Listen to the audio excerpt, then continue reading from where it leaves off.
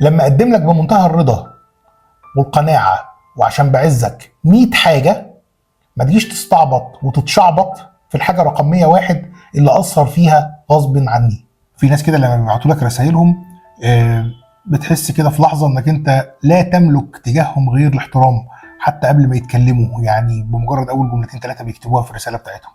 من الناس دول رانيا انسه مصريه من محافظه من محافظات جمهوريه مصر العربيه.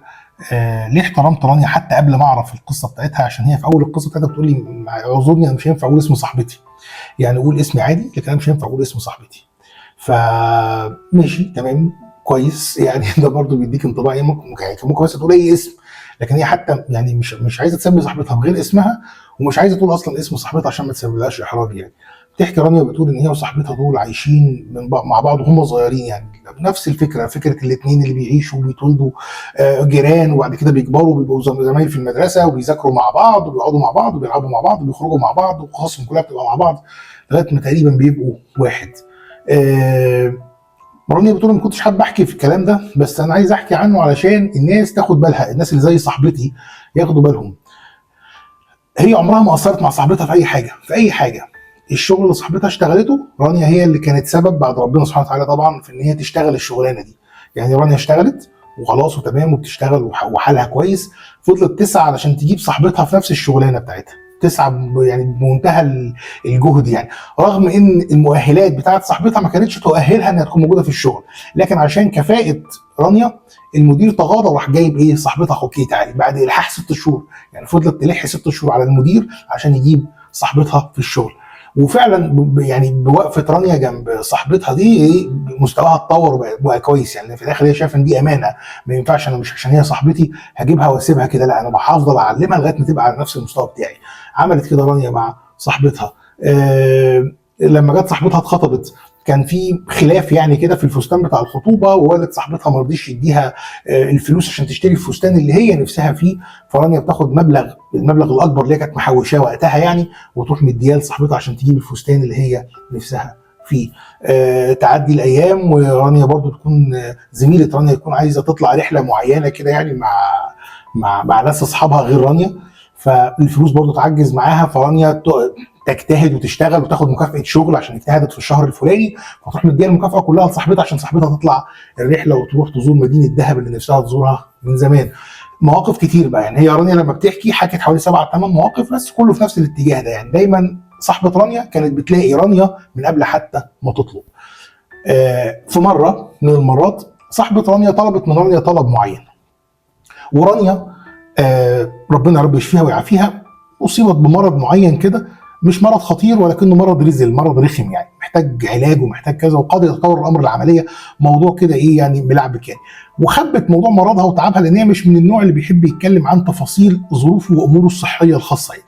خبت الموضوع حتى عن اسرتها وخبته عن صاحبتها وعن كل الناس، وقررت ان هي ايه تروح تكشف عند كذا دكتور بروفيسور كبار يعني في المجال في التخصص ده، ولو الامر تطور لعمليه فهي هتحاول ايه ان هي بالفلوس برضو اللي معاها تعمل العمليه دي برضو ايه في الدره ومن غير ما حد يعرف. فكانت رانيا عيني ماشيه في طريق العلاج لوحدها، فصاحبتها جت طلبت منها مبلغ من المال، يعني كان موجود المبلغ ده مع رانيا، فرانيا قالت لها لا مش هينفع اديهولك يا فلانه، يعني انا اعذريني معلش سامحيني، انا يعني ال6 شهور الجايين دول انا كل الفلوس جايه ومحتاجاها ضروري جدا. فصاحبتها ازاي ده انا كنت محتاجه المبلغ ده ضروري، ده انا كنت كذا ده كنت كذا. طيب هي صاحبتها محتاجه المبلغ في ايه؟ اللي حصل ان صاحبتها خلاص فرحها قرب ومحتاجه ان هي اتفقوا هي يعني اسرتها اتفقت مع اسره العريس بتاعها ان هم يعملوا فرحهم في مكان معين، فالمكان ده ما فيهوش حجوزات، فاضطروا ان هم يروحوا مكان تاني اغلى شويه، ففرق السعر ده الاسره رانيا مش موافقه عليه لان هم كانوا متشاركين في الفرح يعني في قيمه الفرح. فايه اللي يحصل؟ رانيا قالت زميله رانيا قالت خلاص انا هدفع انا الفلوس من جيبي، يعني انا هدفع مع عريسي. طبعا تجيبيهم منين يا صاحبتها؟ هجيبهم من رانيا طبعا، انا عندي حد غيرها اجيب منه.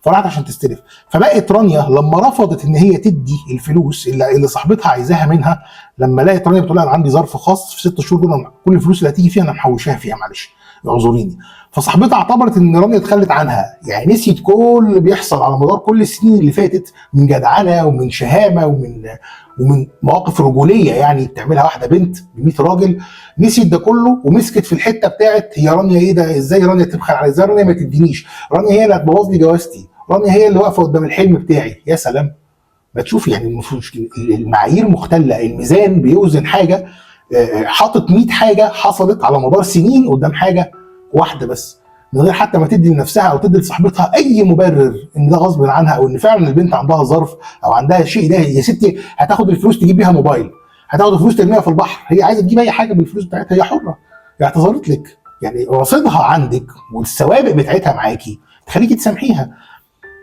قطعتها، ما رضيتش تكلمها خالص، اتصرفت في فلوس الفرح الله اعلم اتصرفت منين، ما رضيتش تعزم رانيا، خدت جنب، بعدت تماما وقطعت مع صاحبتها او صاحبه عمرها تماما، وبقت تقول في كل مكان بتروح وكل زميلهم المشتركين: رانيا خذلتني، رانيا ما تستحقش صداقتي، رانيا باعت سنين الصداقه. بتحكي على الموقف بتاع الخذلان الاخير من وجهه نظرها، ومش عايزه تحكي ولا تجرؤ ان هي تحكي عن ال 100 موقف اللي قبل كده. اتشعبطت في الموقف اللي حصل رغما عن اراده رانيا، ونسيت كل المواقف الحلوه اللي كانت قبل كده، مما لا يمكن تسميته الا بالنمرضه. اي زائد عن الحد بيتم تقديمه بدون حساب هيتشاف مع الوقت ان هو حق مكتسب. مش كل الناس بيبقى عندهم احساس بظروف غيرهم اللي جايز تمنعهم في لحظات معينه ونادره من تقديم اللي هم اتعودوا يقدموه.